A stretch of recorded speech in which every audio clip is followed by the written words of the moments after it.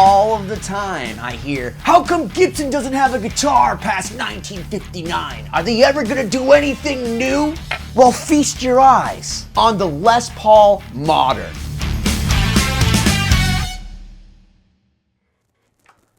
Let me start off by saying that I love vintage guitars and certainly love the vintage Les Pauls.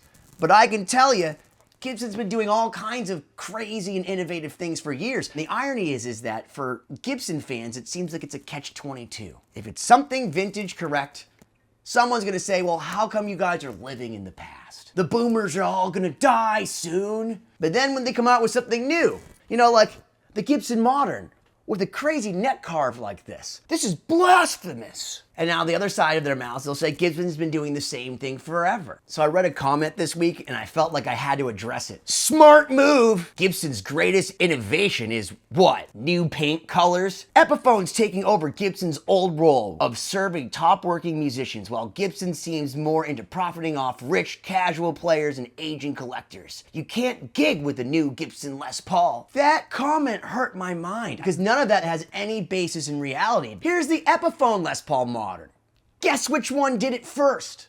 Gibson. And you're certainly going to see on this guitar, it is way more than just some new colors, which, can we give some love for the seafoam? When Sam Ash sent this to me and I opened the case, I immediately started thinking, can I buy another guitar right now? I mean, I am buying a house, but maybe I could buy another guitar. I don't know how you could open a case, see this, and just be like, nah, I don't want that. I'm sure there are plenty of people out there that wouldn't rock a seafoam green guitar. I can't relate with you. This is the kind of color that would keep me up all night dreaming.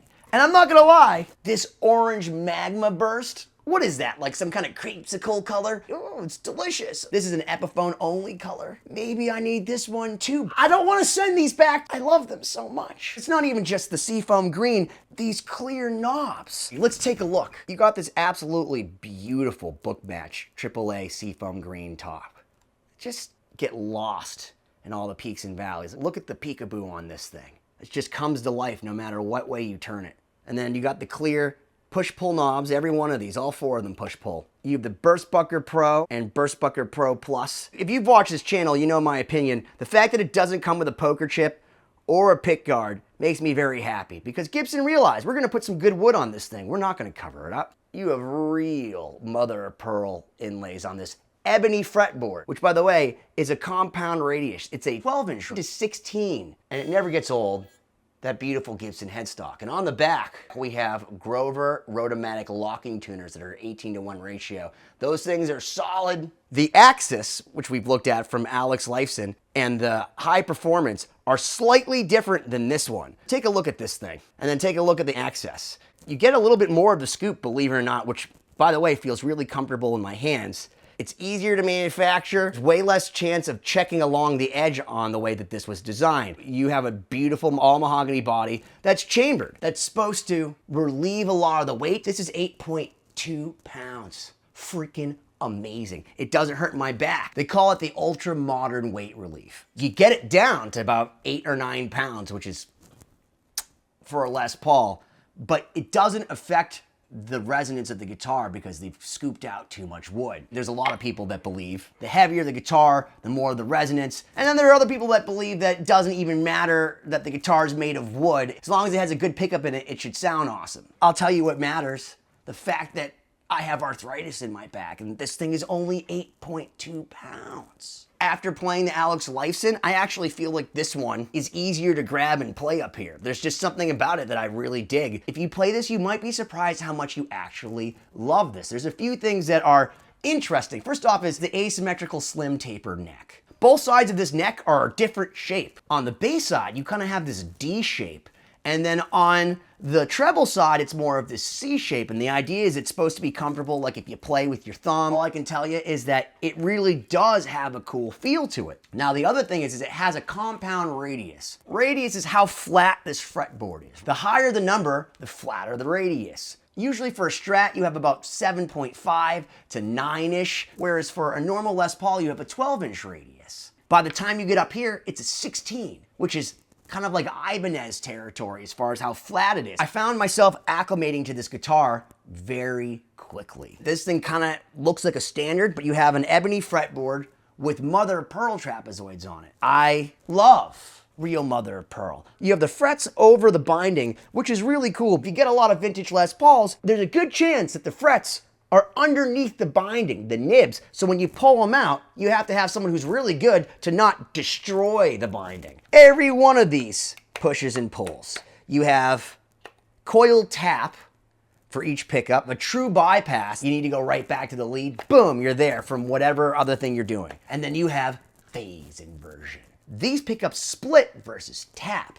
And I wanted to talk about what is the difference between splitting and tapping. It's something that gets conflated often. I know that I've definitely said something split when it's tapped and vice versa. But when you split a pickup, you take two separate coils and you go to one of those coils. And it's just the isolated coil. You're gonna have some more brightness, but a little bit loss of volume. And you're gonna get that 60 cycle hum that you get with a normal single coil. But it's truly that single coil sound because, well, that's exactly what it is. When you tap a pickup, so say you have a pickup that's 10,000 winds. That's what a PAF is. Two different coils with 5,000 winds. When you go and split it, you're going to one coil with 5,000. But really when you're tapping, you're getting rid of winds, but you're not necessarily isolating a coil. You might go and it'd be 7,000 winds, kind of in between the single coil and the humbucker because you've tapped into somewhere along the second coil. In the words of my good friend Jim DeCola from Gibson, the master luthier, the man himself, the coil tap uses a capacitor for a tune coil tap.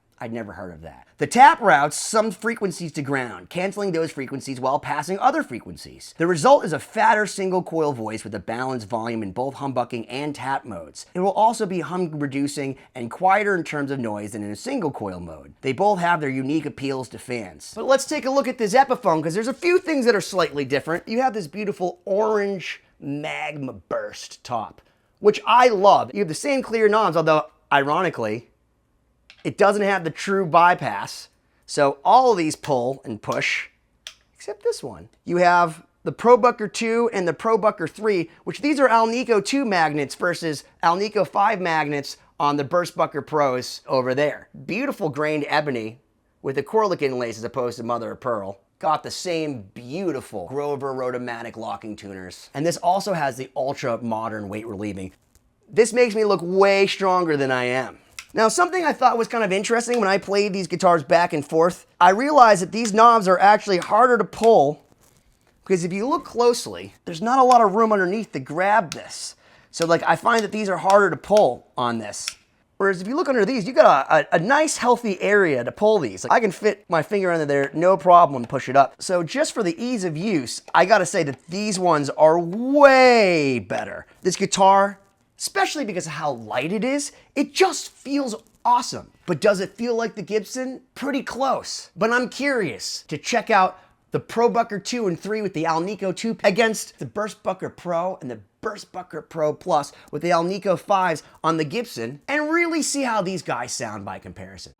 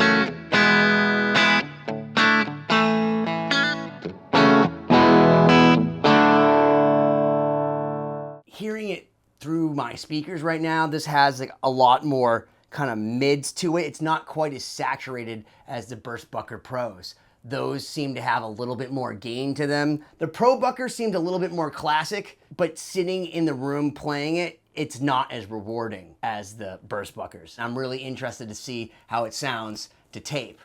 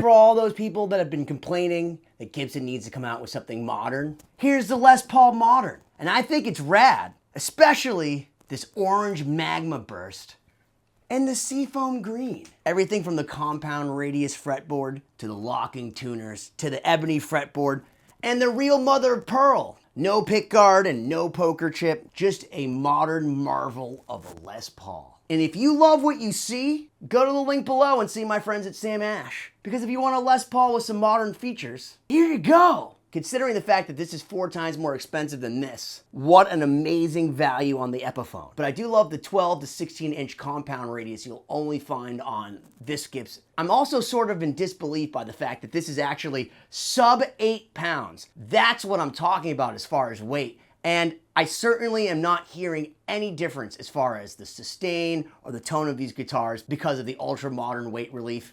It just kicks ass. For all those saying that Gibson's living in the past, take a good look, breathe in the seafoam, and make sure to go check out a Gibson Les Paul Modern. Why don't you smash that subscribe button already?